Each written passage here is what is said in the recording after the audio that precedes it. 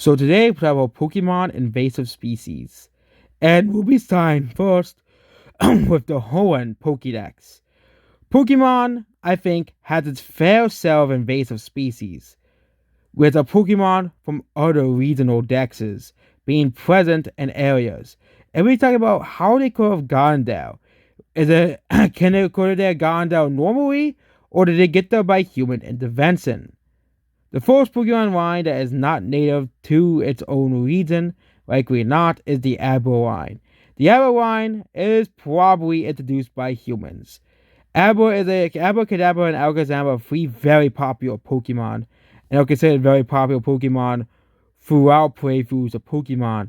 So it's likely, because of how the popularity of these three Pokemon, they have been deliberately introduced to regions, to an island ecosystem like this as well. And, yep, that's the first Pokemon of this list. Goldeen and Seeking, yeah, they're introduced. Goldfish are very popular pets in real life. And I bet there were probably some greedy people who just released Goldeens into the water, making them invasive as well. Azuro was introduced, but I think that this Pokemon probably got through. I don't know how close Johto and Hoenn are from each other, but it's likely from mainland continents as Azuro line probably got there. Which probably makes sense why Azuro is a part of the regional dex. But it doesn't make sense why Azuro was introduced in Gen 3. It makes no sense. Geodude, Graveler, Golem likely just evolved from rocky areas. Geodude, Graveler, Golem are just the common rock type Pokemon. Considering they could probably form from any rocks, Zubat as well, probably through there. And the water types, Tentacool, basically could be in any form of ocean they want. The Matchup line were probably introduced by humans. The Matchup line, of course, are another very popular line of Pokemon that are very popular among bodybuilders. And of course, very popular among people who want to move their stuff to other areas, so they don't have to do all the hard work themselves. So these Matchups and Matchups probably got into the wild, and also probably reasons why Pokemon like Meditite and Meditite are mostly found in caves. Magnemite line and of course the Geodude, Voltobite are mostly found in cities, so yeah. Articuno and Vileplume probably got there by rafts. That makes a lot of sense. Doduo and Dugtrio were probably introduced as well.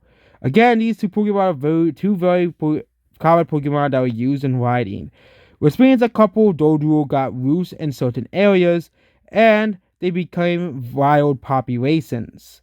Established small wild populations. Slugma and Magcargo probably are independently forming lava areas. It always didn't make any sense why Slugma and Magcargo are Gen 2 Pokemon, when there's no volcanic areas in Gen 2. Graham and Muck, Coffee and Wheezing probably came with the humans that came with, kind of like rats that come with us. Sandshrew and Sandslash are probably introduced by humans.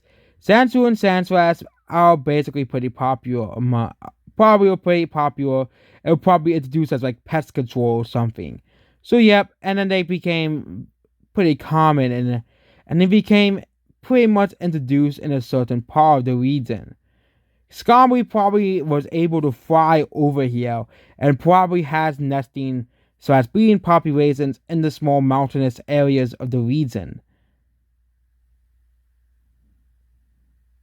Corvus, as we all knew throughout the Pokédex entries, is introduced to the region. It is not native here. Jigglypuff probably is popular among little girls, and that's probably how the Jigglypuff line made it to the area. But there was probably a possibility that they made it through the wind currents, landing somehow on the island and establishing a population eventually. Staryu and Starmie, of course, could be found in the ocean. They're probably just found around the coral reefs of the oceans. Vulpix and Ninetales are probably introduced to more of the deceased people, which means these Pokemon are not native to the region. Pikachu, given how popular the Pokemon is probably introduced by humans, but it's mostly found in the Safari Zone for now.